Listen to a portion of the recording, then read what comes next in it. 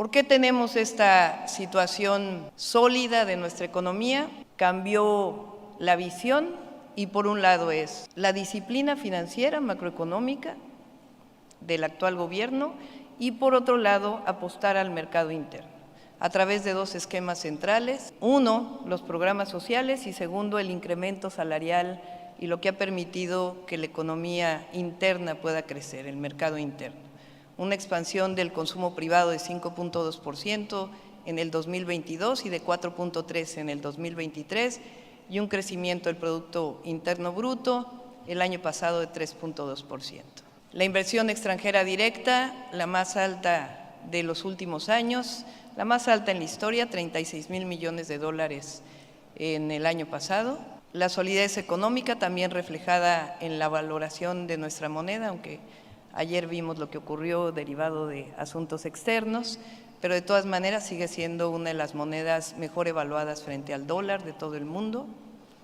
Un sistema financiero mexicano que mantiene una posición sólida y resiliente, el riesgo más bajo entre sectores de la economía, riesgo bajo entre economías emergentes y un crecimiento constante en rentabilidad por varias razones. Una, el reconocimiento a la banca por lo que hicieron durante la pandemia, los refinanciamientos que se hicieron que fueron en la gran mayoría de los bancos muy importantes, tanto para los deudores como para la propia banca, y por otro lado la propia economía y la solidez económica de nuestro país y evidentemente también las tasas de interés y un alto nivel de capitalización de la banca, muy por encima de lo establecido legalmente, pero, y eso es algo que tenemos que trabajar conjuntamente, un bajo nivel de financiamiento, particularmente para la mediana y la microempresa, que es indispensable potenciar para el desarrollo del país. ¿Cuál es nuestra visión? Vamos a respetar la autonomía del Banco de México, que sé que les interesa este tema. Vamos a mantener la estabilidad financiera y la responsabilidad financiera del actual gobierno. No va a aumentar la gasolina ni los energéticos en términos reales y lo que ya está en la Constitución de condonación de impuestos, y mantendremos un equilibrio razonable entre deuda y Producto Interno Bruto. No va a aumentar el déficit ni tampoco de manera importante la deuda. ¿De dónde puede haber recursos adicionales? Sin necesidad de una reforma fiscal, que si se tuviera que dar tendría que ser de consenso. En primer lugar, de la digitalización y la simplificación del sistema tributario nacional. Nosotros tuvimos una gran experiencia, aunque a otro nivel en la Ciudad de México, de digitalización de los procesos en la ciudad que nos permitió incrementar los ingresos de la ciudad, y necesitamos simplificar todavía más el SAT a través de la innovación tecnológica y de regímenes simplificados. Y por otro lado, un elemento central, el presidente aumentó prácticamente en 200,000 millones de pesos el ingreso por aduanas, y la tecnificación de las aduanas nos va a permitir todavía un incremento adicional en los ingresos. Segundo tema que evidentemente nos interesa a todos: ¿cuál es nuestra política de seguridad o para hacer el país todavía más seguro? Son 5 ejes. El primero evidentemente es honestidad y atención a las causas. No puede haber política de seguridad si no hay oportunidades de acceso a derechos de los jóvenes. Vamos a consolidar la Guardia Nacional, no solamente en términos preventivos, sino hacerla más cercana a la ciudadanía como policía de proximidad, y además que se conviertan realmente en primeros respondientes. El fortalecimiento de la inteligencia y la investigación lo hicimos en la Ciudad de México. La Ciudad de México, la policía de la ciudad es la única en todo el país que por ley le dimos la posibilidad de hacer inteligencia e investigación. Nuestro objetivo es generar un sistema nacional de inteligencia y investigación para la seguridad pública, por ley, en donde se concentre la información y que nos permita que estos sean elementos centrales para las fiscalías estatales y para la Fiscalía General de la República, la coordinación de las policías y la Fiscalía y un modelo nacional de coordinación de fiscalías. Esencialmente, para poder tener mayor seguridad, son 2 ejes: El primero tiene que ver con atención a las causas y el segundo tiene que ver con disminuir la impunidad en nuestro país.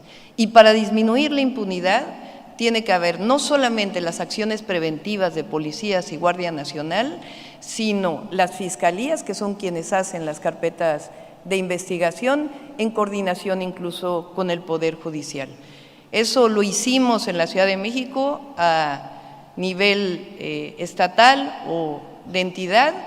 Nosotros disminuimos los delitos de alto impacto en 4 años en 58%, el homicidio doloso en 51%, y en términos de la percepción de la ciudadanía pasó de 92.3% que consideraba la ciudad insegura al 57.5% en 4 años. Hacia adelante, ¿cómo hacer que México siga creciendo? ¿Cómo aprovechar el nearshoring, la relocalización de empresas? ¿Cómo generar una condición para que no solamente hablemos de crecimiento económico, de inversión extranjera directa, sino que hablemos realmente de desarrollo con bienestar para los mexicanos y mexicanas? Esta es una estrategia en la que estamos trabajando de inclusión, innovación, digitalización, sostenibilidad y vocaciones productivas regionales. Es decir, hacer un mapa de nuestro país que permita poner en distintas capas la sustentabilidad, la vocación regional en términos de recursos naturales, la disponibilidad de agua, la vocación en términos de la educación, y a partir de ahí generar una condición de una estrategia nacional para la relocalización de empresas que nos permita potenciar el momento histórico que está viviendo México. Para ello, evidentemente, hay que fortalecer y consolidar los proyectos legados por el presidente, el Tren Maya no solo como un tren de pasajeros, sino como un tren de carga, con las 2 centrales de ciclo combinado que se están haciendo en la península de Yucatán, la entrada de gas natural a la península, el tren interoceánico que tiene un potencial enorme y los 12 polos de desarrollo que se están planteando entre Oaxaca y Veracruz, el Aeropuerto Internacional Felipe Ángeles, que hoy es el principal aeropuerto de carga en la zona centro del país y que tiene un potencial de desarrollo muy importante para la zona centro, el Aeropuerto Internacional de Tulum para potenciar el turismo en el sur-sureste y evidentemente la refinería Dos Bocas. ¿Qué es lo que estamos planteando? El desarrollo de polos de bienestar en nuestro país. ¿Cuáles son las principales necesidades, particularmente de Estados Unidos, para relocalizar empresas de Asia en México? Semiconductores, sector energético, el turismo, infraestructura, electromovilidad en la industria automotriz, electrónica, logística, agroindustria, tecnologías de la información y dispositivos médicos e industria farmacéutica. A partir de estas necesidades que hemos estado hablando con distintos empresarios también de Estados Unidos, hemos planteado que los 12 polos de bienestar que están en el Istmo de Tehuantepec pueden ser complementados con otros polos de bienestar, otros polos de desarrollo en el país a través de una planeación regional que nos permita, repito nuevamente, potenciar la relocalización de las empresas. ¿Cuáles son? La franja fronteriza, el norte del país, el centro, el Golfo de California, no solamente la península, sino también Sonora, Sinaloa, el Golfo, el noreste, Plan Sonora, que tiene un potencial enorme, no solamente por el litio, sino incluso con el cobre y el desarrollo de la electromovilidad en toda la cadena productiva hacia los Estados Unidos, el Bajío, que también tiene un potencial muy importante en términos de la industria automotriz, el Istmo, el Pacífico, el Plan Campeche, que es un plan que estamos planteando, dado que Campeche tiene agua como un potencial de desarrollo agroindustrial muy importante que puede vincularse con Yucatán. El sureste es uno de los lugares de consumo más importantes, la Riviera Maya, el AIFA, por supuesto, y el Maya. Consideramos que a partir de esta planeación podemos llegar a plantear 100 parques industriales nuevos en los próximos 6 años. Actualmente hay 425 parques industriales, podemos llegar a 100 parques industriales. ¿Qué requerimos? La planeación de la infraestructura, de la energía, del potencial en términos de los puertos, la vinculación de cadenas productivas en nuestro país, es decir, que no solo sean empresas de exportación, sino que se vinculen con la industria nacional, el financiamiento evidentemente, hasta las microempresas. Y estamos trabajando en este modelo de planeación que nos permita, a partir del próximo año, desarrollar este potencial vinculado con las vocaciones productivas de cada región. Evidentemente, esto está asociado al Plan Nacional Hídrico. Desde la perspectiva del agua, estamos planteando 3 ejes centrales. Uno, el uso eficiente del agua, particularmente en riego. 80% del agua dulce en nuestro país se va en riego y solamente 10% está tecnificado. Eso tiene que ir asociado de manera integral y por consenso de una redefinición de las concesiones de agua. Por otro lado, reuso de agua y finalmente nuevas fuentes de agua que nos permitan tener el desarrollo que necesitamos a partir de la disponibilidad del agua. En términos de la energía, nosotros estamos de acuerdo en el 54% que genere CFE y 46% de generación privada, y lo que tiene que haber en el 46% pues son reglas claras para la inversión. Durante años me dediqué a la planeación energética, soy doctora en Ingeniería en Energía, dirigí mi grupo de investigación en el Instituto de Ingeniería de la UNAM, dedicado justamente a la planeación energética. Trabajábamos para CFE, para el Instituto Nacional de Ecología. Desde mi perspectiva y por mis antecedentes, vinculados además porque durante años me dediqué al tema de cambio climático, es indispensable acelerar la transición energética en nuestro país, desde plantas fotovoltaicas, eólicas, hidráulicas y geotérmicas, el hidrógeno verde, que hay un proyecto muy importante, quizá el más importante del mundo en el istmo de Tehuantepec, pero también paneles y calentadores solares en los techos de las viviendas y de los comercios. A partir de este diseño de planeación de nuestro país, nosotros planteamos que el crecimiento no solamente es en términos de la inversión privada y la inversión extranjera, sino que también tiene que ir acompañado de 2 apellidos, el bienestar y la sustentabilidad. Y el bienestar tiene que reflejarse en que los y las trabajadoras que van a estar trabajando en estas industrias tienen que tener acceso a la vivienda, a la infraestructura, a la educación, a la salud. Entonces, estamos planteando un programa muy intensivo de construcción de vivienda.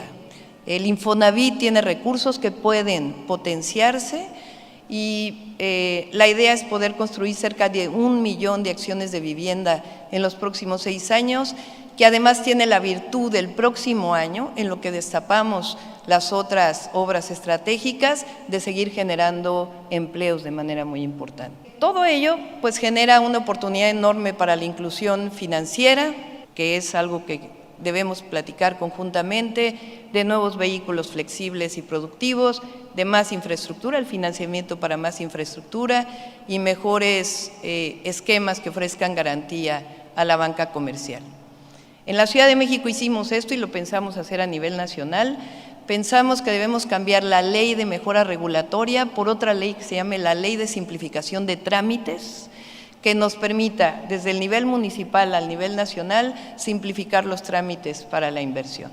En este proyecto, pues necesitamos conectar todavía más al país. ¿Cómo? Con carreteras. Estos son los proyectos que hemos planteado que están vinculados con los puertos y con los trenes. Tenemos que duplicar la carga transportada por ferrocarril, lo cual tiene un potencial enorme, y tenemos también que seguir generando trenes de pasajeros. El tren interoceánico es un tren que no representó grandes costos y que genera un desarrollo regional enorme. Los puertos, que esto requiere una inversión pública y una inversión privada para potenciar todos los puertos del país, como parte del nearshoring, particularmente los del Golfo, para desarrollar todo lo que significa la exportación de mercancías hacia el este de Estados Unidos. Los aeropuertos, que deben desarrollarse, particularmente en estas zonas, y seguir ampliando el acceso a Internet y telecomunicaciones. En 2027 se cierra la posibilidad de un nuevo satélite mexicano y creemos que tenemos toda la posibilidad para poderlo lanzar, que potencie el desarrollo del Internet para todos. Ya voy a terminar. En conclusión, México tiene un gran potencial de desarrollo para los próximos años, por la estabilidad económica y social y por las oportunidades de relocalización. El desarrollo debe brindar bienestar y sustentabilidad, mejores salarios, acceso a la vivienda y todo lo que se requiere para poder vivir adecuadamente. No solamente es generación de empleos, sino generación de bienestar con menores impactos ambientales. La relocalización debe generar cadenas productivas, transferencia tecnológica, innovación vinculado con el desarrollo científico del país, la planeación territorial que va a potenciar la inversión privada y, por supuesto, el sector bancario sano que hoy existe. Necesitamos generar todas las condiciones para que también el crédito pueda llegar a las micro y medianas empresas que potencien el desarrollo. Y, por supuesto, nuestro objetivo es un México más fuerte, con prosperidad compartida.